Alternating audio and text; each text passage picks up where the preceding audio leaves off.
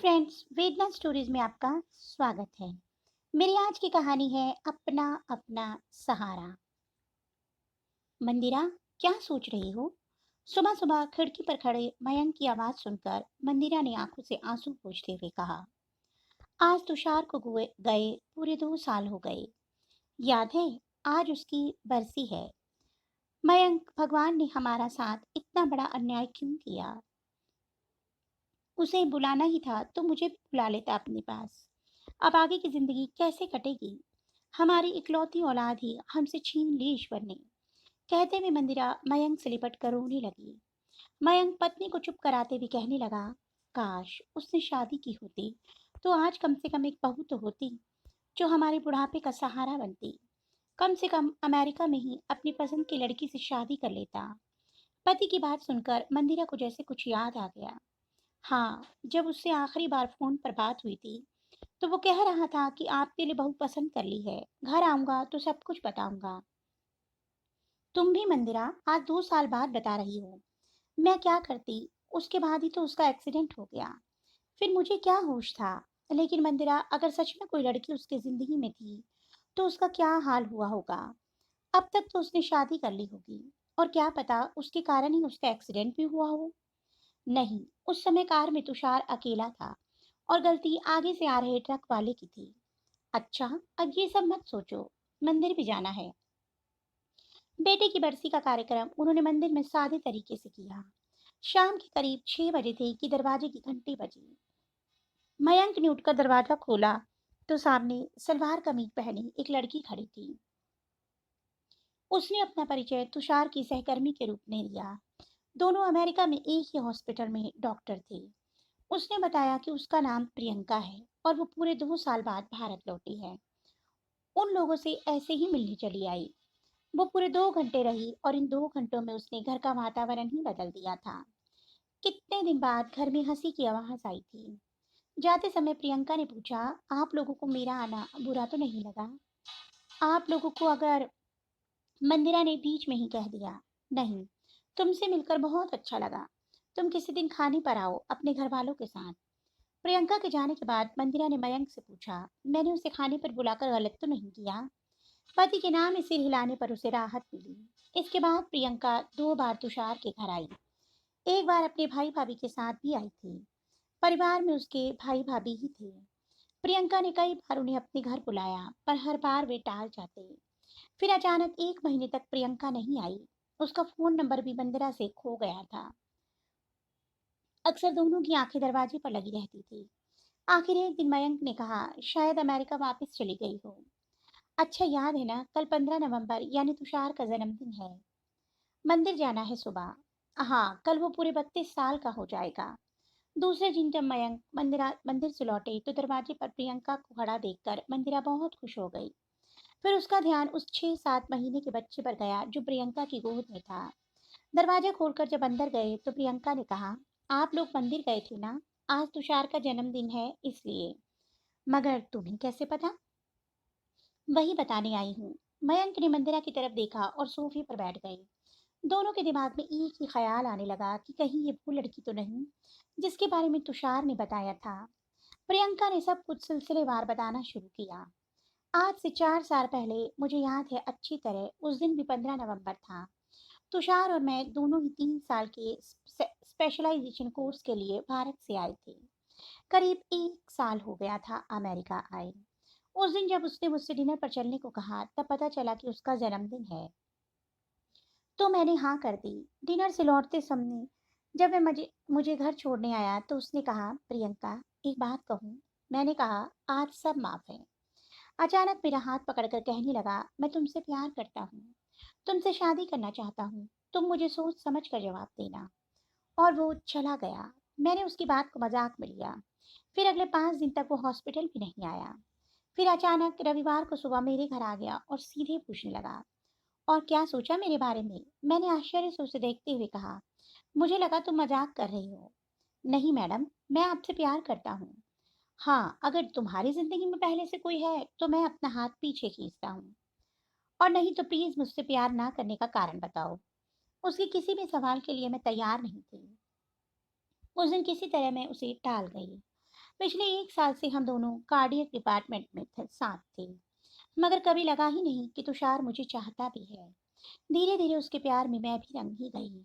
अब हम दोनों रोज एक बार जरूर मिलते, भविष्य की तरह तरह की योजनाएं बनाते। इस तरह 1 साल बीत गया। हम लोगों के कोर्स को अब 1 ही साल रह गया था। इसीलिए हम लोगों ने फैसला किया कि जब कोर्स खत्म हो जाएगा तब अपने घर वालों को बताएंगे और उनके आशीर्वाद से शादी कर लेंगे। कोर्स का टाइम जैसे जैसे खत्म हो रहा था वैसे वैसे हम लोगों पर पढ़ाई का बोझ बढ़ रहा था। रात रात भर हॉस्पिटल में ही रहना पड़ता। सब कुछ अच्छा चल रहा था। तभी अचानक तुषार का एक्सीडेंट हो गया। उसकी मौत ने मुझे पागल सा बना दिया। मैंने किसी तरह अपने बचा हुआ 2 महीने का कोर्स पूरा किया और फिर वहीं पर नौकरी कर ली। कुछ समझ में नहीं आ रहा था, जिंदगी पूरी तरह बिखर गई थी। हर जगह मुझे तुषार ही नजर आता था। उसकी यादों से भागने के लिए हॉस्पिटल में मैं 18-18 घंटे की ड्यूटी करने लगी। 6 महीने बाद हॉस्पिटल में एक दिन बेहोश हो गई तो मुझे एडमिट कर दिया गया। भारत से भैया आ गए, उन्हें वहां हॉस्पिटल से खबर किया गया था। कई दिनों तक बेहोश रही। जब होश आया तो पता चला कि चिंता से बीपी लो हो गया था। खून में हीमोग्लोबिन का स्तर बहुत ज्यादा घट गया था। भैया मुझे जबरदस्ती भारत ले आए। यहाँ आकर भैया भाभी से मैं झूठ नहीं बोल पाई। उन्हें तुषार के बारे में सब कुछ बता दिया। भैया मेरा दुख देखकर दुखी रहने लगे। फिर धीरे धीरे मैं नॉर्मल हो गई। मैं भैया को परेशान नहीं कर सकती, इसीलिए हमेशा हंसती रहती थी। ऐसे ही 6 महीने बीत गए। मैं एकदम ठीक हो गई थी और जिद करके वापस अमेरिका आ गई थी। पूरे 6 महीने के बाद जब अमेरिका पहुंची तो फिर तुषार हर जगह नजर आने लगा। हर चीज से उसकी यादें जुड़ी थी। घर वालों के लिए मैं तुषार को भूल गई थी, मगर सच पूछी तो एक पल के लिए भी मैं उसे भूल नहीं पाई थी और कभी भूल भी नहीं सकती थी। मैं बस यही सोचती कि आखिर सारी जिंदगी उसके बिना कैसे कटेगी। कभी कभी मन करता आत्महत्या कर लूं, मगर तभी ख्याल आता कि मेरे बाद भैया भाभी का क्या होगा।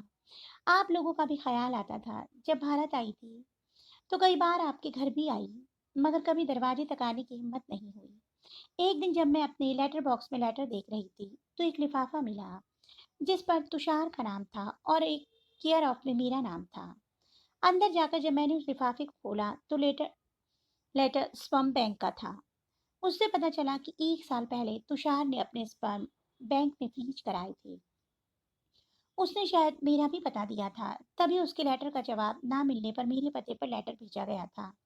मेरी समझ में नहीं आया कि आखिर तुषार को ऐसा करने की क्या जरूरत थी और उसने मुझे बताया भी नहीं। दूसरे ही दिन मैं स्पर्म बैंक गई। वहां से मुझे पता चला कि स्पर्म के फ्रीज होने का टाइम खत्म हो गया है। उसके प्रयोग करने या ना करने का अधिकारी कानूनी तौर पर तुषार मुझे बना गया था। मैंने उसकी अवधि 1 महीने और बढ़ा दी और वापस आ गई। मैंने जब वह फैसला किया कि मैं आर्टिफिशियल इंसेमिनेशन द्वारा तुषार के बच्चे को मां बनूंगी, भैया को सुनाया तो उन्होंने मुझे बहुत समझाया, समाज का वास्ता दिया, मगर मैं नहीं मानी। वापस अमेरिका आकर यहाँ की नागरिकता भी आसानी से मिल गई। फिर तुषार ने मुझे कानूनी तौर पर अपने स्पर्म का अधिकार दिया था, तो वो भी कानूनन उस बच्चे का पिता था। आखिर मैंने आर्टिफिशियल इंसेमिनेशन कर लिया। इस बीच भैया का कोई फोन नहीं आया। मेरा 8वां महीना चल रहा था। तभी भाभी मेरे पास आ गई। फिर मैंने आदित्य को जन्म दिया। पूरे 3 महीने भाभी मेरे साथ थी। उन्होंने मेरे फैसले पर में मेरा पूरा साथ दिया। अब आदित्य पूरे 6 महीने का हो गया है। मयंक ने प्रियंका की बात सुनते ही तेज आवाज में कहा, तो तुम यह कहना चाहती हो कि यह बच्चा मेरे बेटे का है और तुम उसकी बिन ब्याही माँ हो, वो भी उसके मरने के 2 साल बाद? क्या तुमने हम लोगों को पागल समझ रखा है? हम लोग बूढ़े जरूर हैं, पागल नहीं। माना मेरा बेटा तुमसे प्यार करता था, मगर तुम किसी और के पाप को हमारे सिर क्यों मरने आई हो? मंदिरा ने भी मयंक की हाँ में हाँ मिलाते हुए कहा, हम तुम्हें अच्छी लड़की समझते थे, मगर तुम्हारा इरादा जानकर मुझे नफरत होती है। आज के जमाने में कोई प्यार में पागल होकर इस हद तक नहीं जा सकता। आजकल सच्चा प्यार है ही कहाँ। तुमने क्या सोचा कि हम तुम्हारी बातों में आ जाएंगे? तुम अभी चली जाओ यहाँ से। प्रियंका ने जाते जाते बस इतना ही कहा। मैं आदित्य को आप लोगों से मिलाने आई थी, तुषार का प्रतिरूप दिखाने आई थी, अपना हक मांगने नहीं आई थी। मुझे तो तुषार पहले ही आदित्य के रूप में अपना हक दे गया। मुझे कुछ नहीं चाहिए। वैसे भी मैं इसे इसलिए लाई थी, शायद इससे आप लोगों के जीवन में फिर से खुशियां आ जाएं। प्रियंका ने जैसे मयंक मदिरा के जीवन में हलचल मचा दी थी। दोनों इस बात को मानने के लिए तैयार ही नहीं थे कि आज के जमाने में भी लोग प्यार में इतना बड़ा कदम बिना किसी स्वार्थ के उठा सकते हैं। और अगर उन्होंने उसे स्वीकार कर भी लिया तो क्या समाज इसे मानेगा? सुबह जब मयंक सोकर उठे तो मंदिरा बैठकर पहले का फोटो एल्बम देख रही थी। तुषार जब 6 महीने का था तब का फोटो देखकर वो मयंक को देखने लगी। मयंक ने देखा आदित्य एकदम वैसा ही है। तभी फोन की घंटी बजी। मयंक ने फोन उठाया। प्रियंका की भाभी थी। उन्होंने कल के व्यवहार पर दोनों को खूब बातें सुनाई और कहा वो आप लोगों को सहारा देने आई थी। सोचा था उसके पास तो आदित्य है पर आप लोगों के पास क्या है। मगर आप लोगों ने उसे बेइज्जत करके घर से निकाल दिया। आज वो हमेशा के लिए अमेरिका वापस जा रही है। फोन कट गया। मयंक की आंखों से आंसू गिरने लगे। मंदिरा ने घबरा कर पूछा क्या हुआ। उसने कहा मैं एयरपोर्ट जा रहा हूँ प्रियंका को रोकने के लिए। मैं भी साथ चलूंगी। लेकिन जब दोनों एयरपोर्ट पहुंचे तो प्रियंका की फ्लाइट जा चुकी थी।